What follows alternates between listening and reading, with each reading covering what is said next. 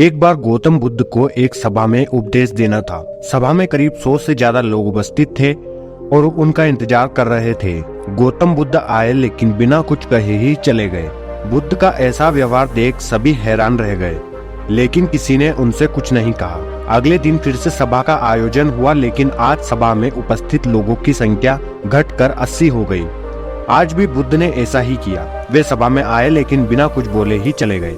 आज भी लोग बहुत हैरान हुए, लेकिन बुद्ध से किसी ने कुछ नहीं कहा। अगले दिन फिर से सभा का आयोजन हुआ और लोगों की संख्या घटकर 50 हो गई। बुद्ध फिर से सभा में आए और बिना कुछ बोले ही चले गए। आज भी बुद्ध से किसी ने कोई प्रश्न नहीं किया। अगले दिन फिर से सभा का आयोजन हुआ और इस बार लोगों की संख्या केवल 30 रह गई थी। आज भी बुद्ध बिना कुछ बोले मुस्कुराकर चले गए।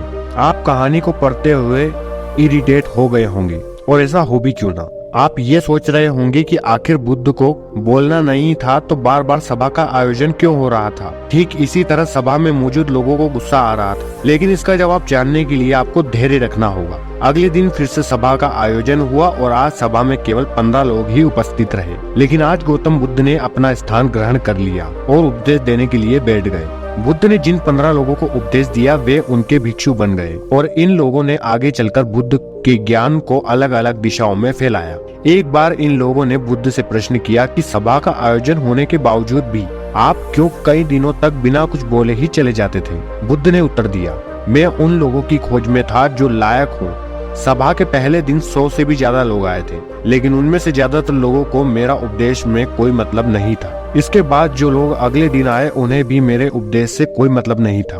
वो तो केवल इसलिए आए थे क्योंकि वो देखना चाहते थे कि आखिर सभा में होता क्या है। लेकिन मुझे ऐसे लोगों की तलाश थी जो मेरे ज्ञान को जन जन तक पहुंचाए। मैं कई दिनों तक इसलिए भी ना बोले चला गया क्योंकि मैं यह देखना चाहता था कि आखिर वो कौन लोग हैं जो सच में मेरे उपदेश को सुनना चाहते थे और जिन्हें वास्तव में ज्ञान पाने की प्यास लगी हुई थी। ऐसे लोग ही रोज आए।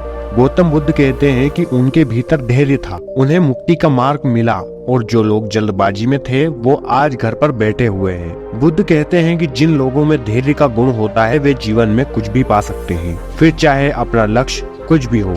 बिना धैर्य के कोई भी सफलता के लक्ष्य तक नहीं पहुंच सकता। आज भागदौड़ भरी जिंदगी में लोग धैर्य नहीं रखते। सभी में जल्दबाजी और शीघ्र अतिशीघ्र की कार्य करने की क्षति होती है। लेकिन गौतम बुद्ध हमें समझाते हैं कि हमारे अंदर धैर्य कैसे बढ़ाया जाए। बुद्ध कहते हैं कि निरंतर अभ्यास से हम अपने भीतर के धैर्य को बढ़ा सकते हैं। यानी कि आप जो भी बनना चाहते हैं उसके लिए धैर्य की आवश्यकता अवश्य होती है। इस कहानी के माध्यम से हमने धैर्य के बारे में समझा है। अगर आपको ये वीडियो पसंद आई है तो आप इस वीडियो को एक लाइक कर दीजिए और चैनल पर नए हो तो चैनल को सब्सक्राइब भी कर दीजिए। मिलते हैं अगले किसी वीडियो में नई जानकारी के साथ। तब तक के लिए नमो बुद्ध।